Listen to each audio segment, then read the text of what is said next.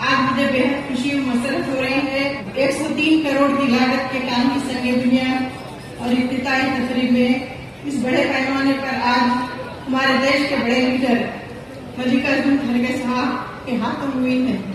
इसी तरह आज हमारे सोशल वेलफेयर मिनिस्टर ने भी SC/ST कॉलोनी डेवलपमेंट प्रोग्राम बनाकर गुलबर्गा शहर के लिए 50 करोड़ का तोहफा दिया।